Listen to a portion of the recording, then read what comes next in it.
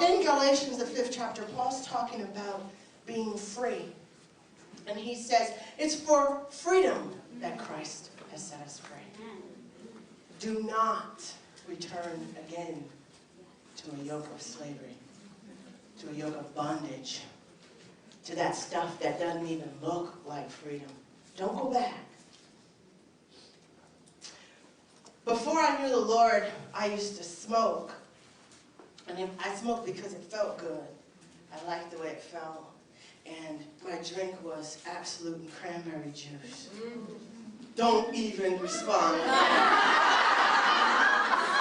You guys are supposed to be going, oh no.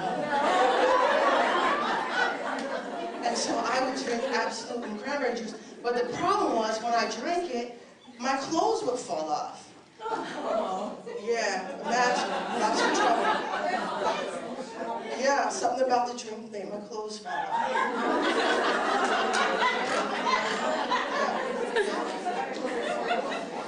And so, when the Lord set me free from that, I didn't go back to it. I didn't pick up the habit again. I laid it down and I left it down. And all of the consequences that went along with it.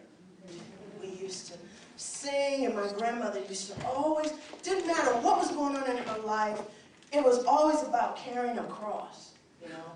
It's like, how you doing, Sister Tally, this morning? Oh, I got a headache, but I guess that's my cross to bear.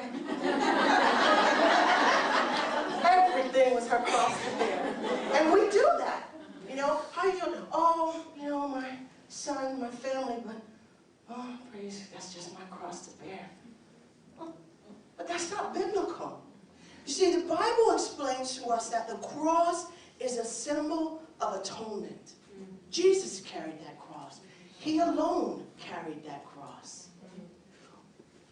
When we pick up our crosses, we identify with the atonement that he made for us. And we pick up all that comes along with it. We put down the burdens. See, the burdens are about sadness. Burdens are about bondage. Burdens are about suffering from the darkness. The cross is about life. It's about the everlasting. And it's about identifying with all that brings. And so we endure our trials through the cross. And we endure them with joy because we know where that cross and where that road is leading us. All along the way, we carry our crosses with pride. We are honored to be connected to him. But we only have two hands, and that's a big old heavy cross to bear. And so we put down our burdens. We put down our suffering.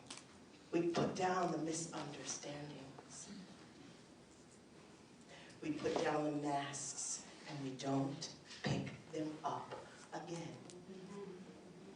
We change our behaviors now. Now that is the hard part. We change our habits. Habits. That's the new word for today. We change our behavior habits. I knew what I was saying. I meant to say that. We change our behavior. We change our habits. You know, I talked about when I used to drink, and I talked about when I used to party. You're not ready for that.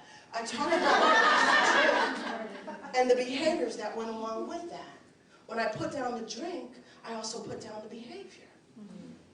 Now that you've put down your mask, you have to also put down the behavior. It's like, you know, you're a size 2 all your life. This, once again, this is not a question and answer. We're a size, imagine for a minute you're a size 2. Okay, let's go there. And you have been a size 2 all your life. And somehow, you know, you get used to being that tiny, tiny little size, and people walk past you, and kind of blocking the aisle, okay? I'm just making this up as I go. And somebody say, excuse me, and you just move to the side a little bit, and they get past. It's all good because you're tiny. Well, as we get older, unbiblical things happen to us. And things are not all what they used to be.